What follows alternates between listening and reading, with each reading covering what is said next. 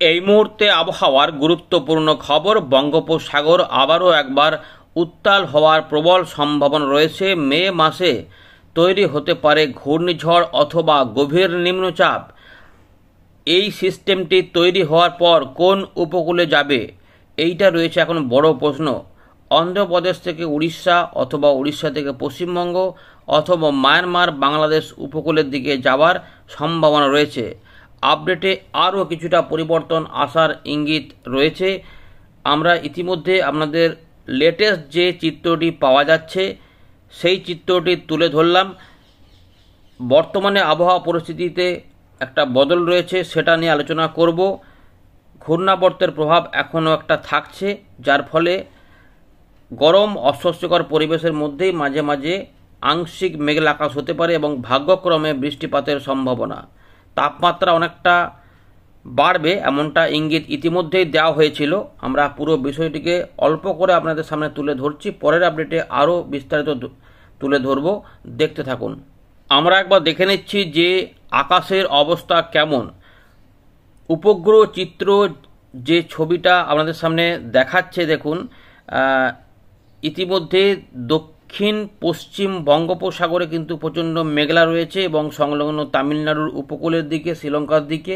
এর পাশাপাশি কিছুটা মেঘ অন্ধ্রপ্রদেশ উড়িষ্যার উপর দিয়ে, আমাদের ঝাড়খণ্ড বিহারের উপর দিয়ে, পশ্চিমবঙ্গের উপর দিয়ে উত্তর পূর্ব দিকে যাওয়ার চেষ্টা করছে, কারণ রয়েছে ঘূর্ণাবর্ত এটি টানছে, যার ফলে দমকা হাওয়া কোথাও কোথাও থাকবে।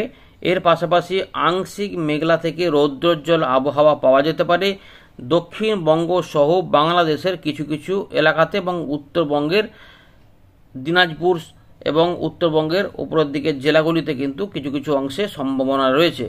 তো উত্তর দিনাজপুর, দক্ষিণ দিনাজপুর, মালদা, বাংলাদেশের রংপুর এবং এর পাশাপাশি আমাদের খুলনা, বরিশাল, চট্টগ্রাম হয়ে ত্রিপুরার দিকে, এর পাশাপাশি কলকাতা, হাওড়া, হুগলি, 24 পরগনা কিছু কিছু অংশে রোদ এবং আংশিক মেঘলা।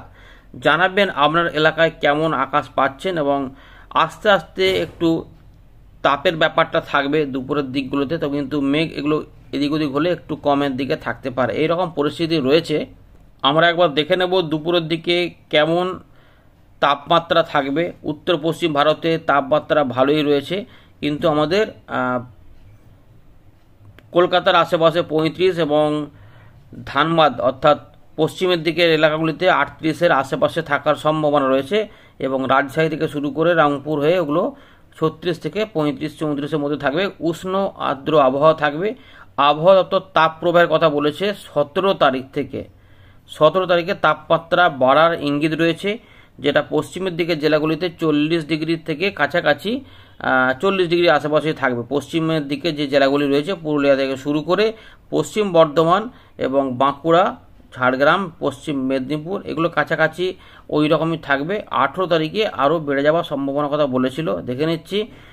একদম পশ্চিমের দিকে জায়গাগুলোতেই বেশি থাকবে, যেখানে 41 ডিগ্রি পর্যন্ত দেখা যাচ্ছে, 1 ডিগ্রি বেড়ে, যেটা পশ্চিম বর্ধমান, বাঁকুড়া, পুরুলিয়া এবং কিছুটা বীরভূম এই এলাকাগুলিতে প্রচণ্ড গরম থাকবে আর উষ্ণ আর্দ্র আবহাওয়া থাকতে পারে আমাদের এই দিকগুলোতে। কিন্তু যেহেতু জলো হাওয়া যাচ্ছে সরাসরি উত্তর ভাগের দিকে, ফলে এইগুলোতে একটু অতটা গরম নাও লাগতে পারে, কিন্তু উষ্ণ আর্দ্র থাকবে এবং ঘূর্ণাবর্ত থাকতে পারে, যার জন্য বাংলাদেশের রংপুর থেকে শুরু করে আমাদের উত্তর দক্ষিণ দিনাজপুর এবং তার সঙ্গে আলিপুরদুয়ার, কোচবিহার, জলপাইগুড়ি কিছু অংশেও তাপমাত্রা 37-এর আশেপাশে থাকবে। এই সময়কালে বৃষ্টিপাতের সম্ভাবনা থাকতে পারে। বাংলাদেশে বজ্রগর্ভ মেঘ থাকতে পারে এবং সেখানে বৃষ্টিপাত হতে পারে ঢাকা, বরিশাল, চট্টগ্রাম এবং খুলনা বিভাগের পূর্ব দিকগুলোতে সম্ভাবনা থাকছে। খুলনা বিভাগও হতে পারে।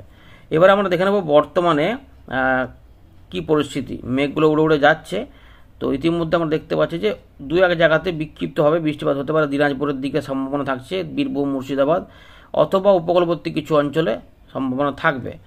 17 তারিখেও এখন কিন্তু বৃষ্টিপাতের বেশি সম্ভাবনা নেই। 18 তারিখের আশপাশ থেকে যেটা হবে, উত্তরবঙ্গে কিছুটা বৃষ্টিপাত আসতে পারে এবং বৃষ্টিপাত বাড়তেও পারে, উত্তর পূর্ব ভারতেও বাড়বে। তো দেখা যাচ্ছে এরকম পরিস্থিতি। আর আমাদের এখানে 19 তারিখ থেকে অল্প অল্প করে একটু করে পরিবর্তন আবার আসবে। সুতরাং টানা তাপপ্রবাহ মোটেই হবে না, টানা গরমও হবে না, উত্তরবঙ্গে বৃষ্টিপাত হতে পারে, ঘূর্ণাবর্ত থাকবে।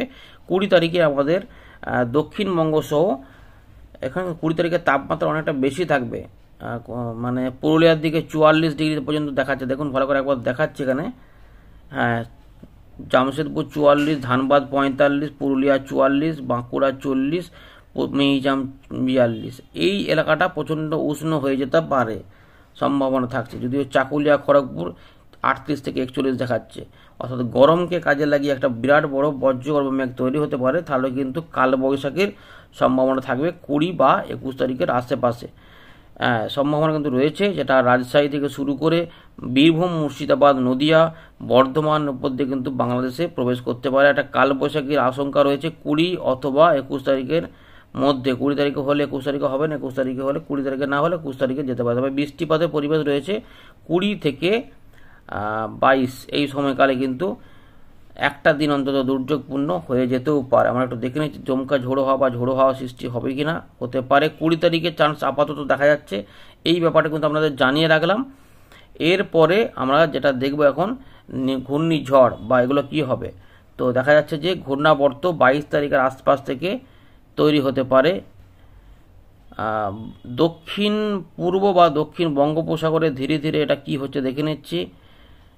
এখানে ECMW মডেল বলছে এটা ধীরে ধীরে পূর্ব দিক বা উত্তর পূর্ব দিক সরে সরে এটা আন্দামান নিকোবর দ্বীপপুঞ্জের আন্দামানের উত্তর পশ্চিম দিক বরাবর এটা মায়ানমারের দিকে যাচ্ছে।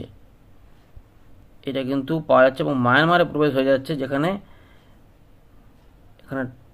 যেখানে মোখা ঢুকে পড়েছিল ওই কাছাকাছি সুইটি আশেপাশে, মোখা প্রায় ঢুকে ওই এলাকা দেখাচ্ছে ECMW মডেল।